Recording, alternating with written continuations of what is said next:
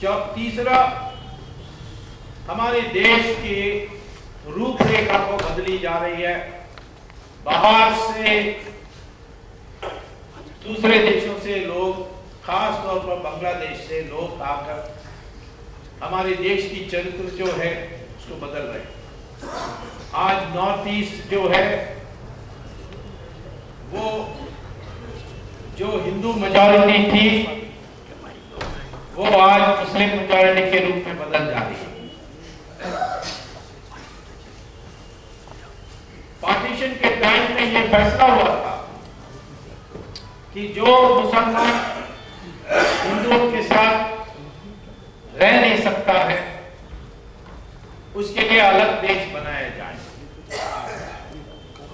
और इसीलिए पाकिस्तान बनी, जिसका दो टुकड़ा होकर पाकिस्तान या शेष पाकिस्तान, या कोई मजाक में कहते हैं पाकिस्तान जो बाकी है, और बांग्लादेश, ये उन देशों के मुसलमान वो हैं जिन्होंने फैसला किया कि हम हिंदुओं के साथ रह नहीं सकते। अब अलग देश प्राप्त करने के बाद तो हमारे देश में क्यों आ रहे हैं? बांग्लादेश से आज सारा असम, नॉर्थ ईस्ट में इतना परिवर्तन कर दिया है कि इसी रूप से कंटिन्यू होगा तो ये सब मुस्लिम मेजॉरिटी बन जाएंगे।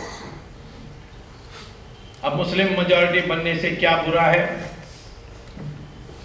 मुसलमान जहां मेजॉरिटी में होते हैं उनका मंशा दूसरा तरीके के होता है। कश्मीर में मुसलमान मेजॉरिटी में हैं और वहां उन्होंने 5 लाख हिंदुओं को भगा दिया। कश्मीरी हैं वो भी, कश्मीरी पंडित के नाम पर जाने जाते हैं, उनको आज रेफ्यूजी कैंप में अपने देश में ही रहना पड़ रहा है। इसी प्रकार से मऊ जिला में उत्तर प्रदेश में मुस्लिम मेजॉरिटी में है, वहां रामायण की पाठ पढ़ानी जा सकती है। जैसे सऊदी अरेबिया में आप मंदिर नहीं बना सकते, वहां इतने भारतीय हैं, लाखों में हैं, लेकिन वो वहां मंदिर बना नहीं सकते, वहां दिवाली के त्योहार मना नहीं सकते, वहां घर के अंदर भी दिवाली मना नहीं सकते, और पॉकेट में रामचंद्र जी की फोटो नहीं रख सकते क्योंकि वो मूर्ति है। यह उनका देश का नियम है। हमारे देश में मस्जिद कहीं भी बना लो, सारे त्योहार में भाग ले, हमारे देश दूसरे प्रकार है, इनका दूसरे प्रकार है। तमिलनाडु में मुसलमान सिर्फ 5% हैं, लेकिन 40 टाउन पंचायत में मेजॉरिटी में वहां मुसलमान की प्रवृत्ति दूसरी होती है। मैं मुसलमान को दोष नहीं देता हूं क्योंकि उनका दिमाग साफ है, ये हिंदुओं का दिमाग साफ नहीं है। ये है समस्या, हमें समझना चाहिए। इस देश सेक्युलर है आज क्योंकि हिंदू मेजॉरिटी में है। जिस दिन हिंदू मेजॉरिटी में नहीं रहेगा सेक्युलरिज्म नहीं होगी। केरल में अभी शरिया के कोर्ट्स शुरू हुए हैं। एक क्रिश्चियन प्रोफेसर ने कॉमा फुल स्टॉप को करेक्शन करने के लिए एक पैराग्राफ छापा उसने अखबार से, एक लेख लिखकर एग्जाम पेपर में रख दिया और कहा कि इसके पंक्चुएशन आप ठीक करो। इंग्लिश का एग्जाम था, उसमें कोई मोहम्मद का बुराई था।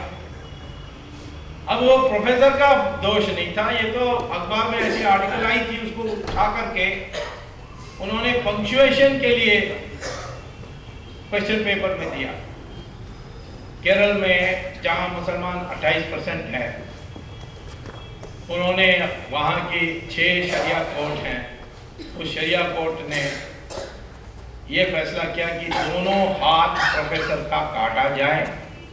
और जब वो वॉक में जा रहे थे, 4 नौजवान आए और उन्होंने दोनों हाथ उस प्रोफेसर की काट दी। ये हमारे देश में हो रही है। इसीलिए इस देश की चरित्र बदल जाएगी यदि हम मेजॉरिटी मुस्लिम बनेंगे। इसकी ये देश प्राचीन देश है, ये हिंदू आज 83% है, उसका बदलना नहीं चाहिए। परंतु बॉर्डर सिक्योरिटी फोर्स किसी को रोकती नहीं है, क्योंकि रिश्वत सरकार कुछ नहीं करती है, क्योंकि वहां भी रिश्वत है। और धीरे धीरे नॉर्थ ईस्ट मुस्लिम मेजॉरिटी बन रही है। चौथा, हमारे राष्ट्रीय सुरक्षा की सवाल। वैसे मैं अभी 2G के बारे, स्पेक्ट्रम के बारे विवरण बताऊंगा, लेकिन 2G स्पेक्ट्रम सिर्फ भ्रष्टाचार का सवाल नहीं है। 2G राष्ट्रीय सुरक्षा के भी सवाल है, क्योंकि जिन कंपनियों को, 2 कंपनी खास तौर पर जिनको का लाइसेंस नहीं देना चाहिए था, उनको जबरदस्ती राजा ने लाइसेंस दिलवाया। वो लाइसेंस को उन्होंने 2-3 महीने के अंदर 8 गुना दाम पर, जिस दाम को उन्होंने सरकार को दिया, उसका 8 गुना दाम पर 2 विदेशी कंपनी को बेच दी। एक का नाम है एटिसलाट, जिसका हेडक्वार्टर दुबई में है, और दूसरा का नाम है टेलीनॉर, जिसका हेडक्वार्टर नॉर्वे भले हो, परंतु उसका सारे कार्य पाकिस्तान और बांग्लादेश में है। होम मिनिस्ट्री ने बहुत पहले ही, जब ये लाइसेंस खरीदने की बात नहीं थी, तभी उन्होंने कहा था कि ये जो 2 कंपनीज हैं, इनको विदेश से कोई फॉरेन इन्वेस्टमेंट लाने की अधिकार नहीं देनी चाहिए, क्योंकि ये दोनों कंपनी पाकिस्तान की ISI से जुड़ी हुई है, चाइना की मिलिट्री के साथ जुड़ी हुई है, इसीलिए इनको फॉरेन इन्वेस्टमेंट लाने की अधिकार नहीं देना चाहिए। उसी 2 कंपनी को आज हमारे टेलीकॉम में यहां सर्वर बना दिया है, उनकी सिम कार्ड आपको मिल सकती है। और होम मिनिस्ट्री ने यह भी कहा है कि एटिसलाट का एक डायरेक्टर शाहिद बलवास, जो बंबई में रहता है, उसका घनिष्ठ संबंध है दाऊद इब्राहिम के साथ। अब क्योंकि राजा को पैसा चाहिए था, राजा को अकेला पैसा नहीं चाहिए था, उसको इतनी हिम्मत नहीं होती, इसके पीछे कोई बड़े लोग नहीं खड़े होते। उसको तो 10% ही मिला था, बड़े लोगों को 90% मिला था। कौन कौन को कितना मिला मैं अभी बताने वाला हूं।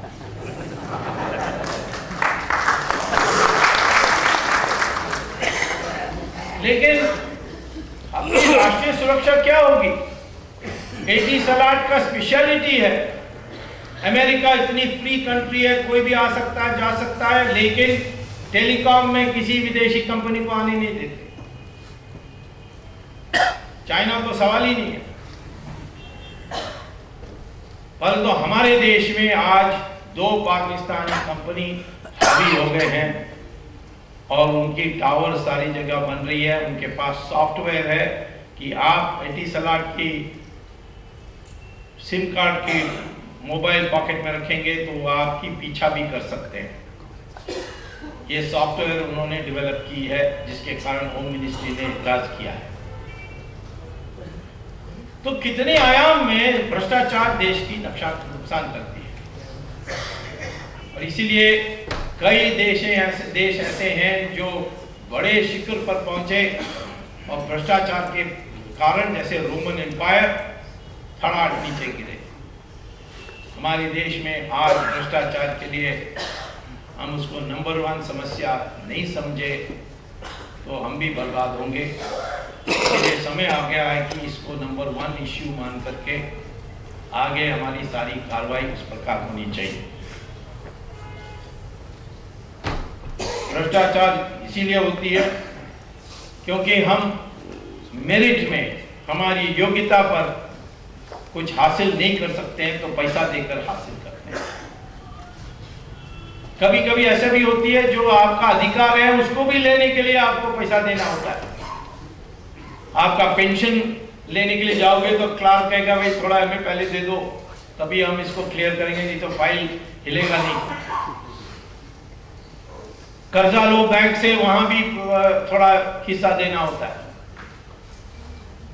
तो ये है कारण, एक शॉर्टकट ढूंढने की जो प्रवृत्ति है, ये किसके लिए आती है? क्योंकि जब समाज सिर्फ भौतिकवाद से लिप्त होती है तो वो समाज में ये लालसा, ये चाहना, अंग्रेजी में ग्रीड कहते हैं, ये आपका दिमाग को पकड़ लेता है।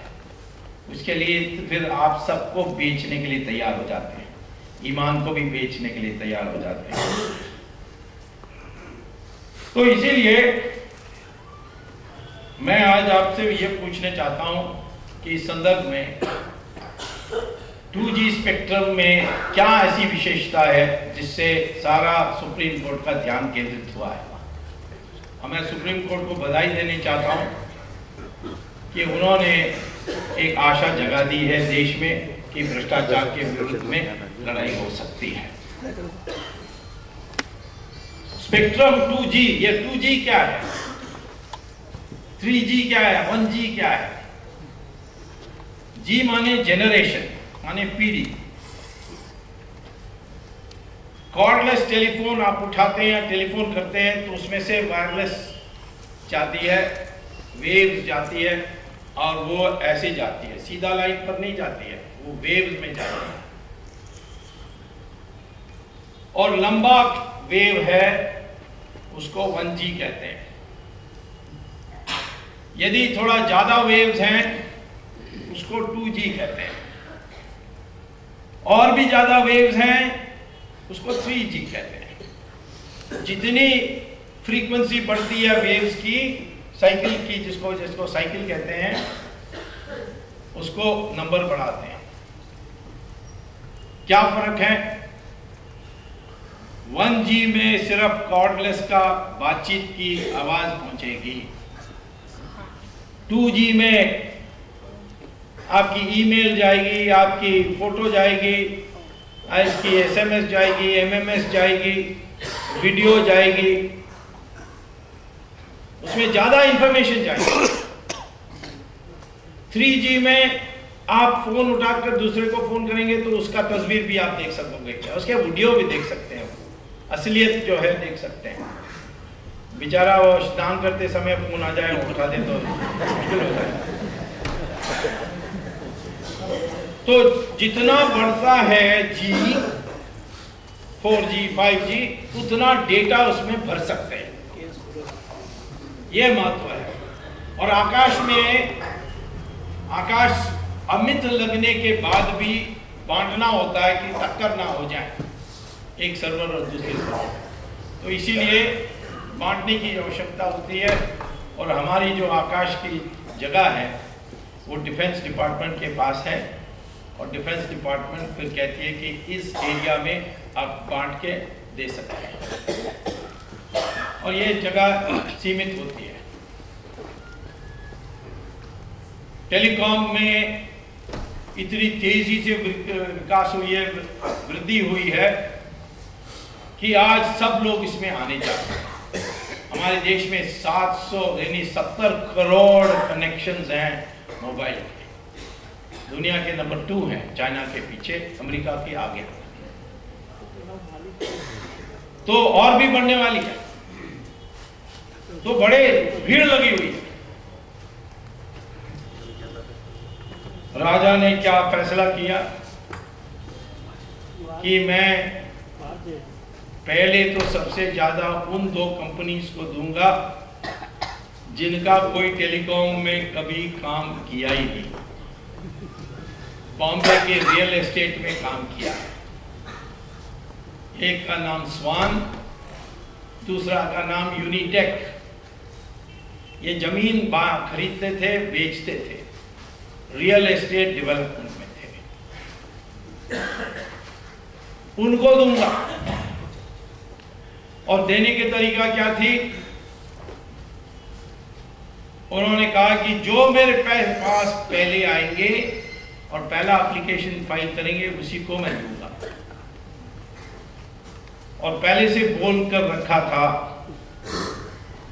इन दोनों कंपनीज की कि फलाना डेट में डेडलाइन मानने वाला हूं, 1 अक्टूबर 2007। आप पहले ही फाइल कर दीजिए।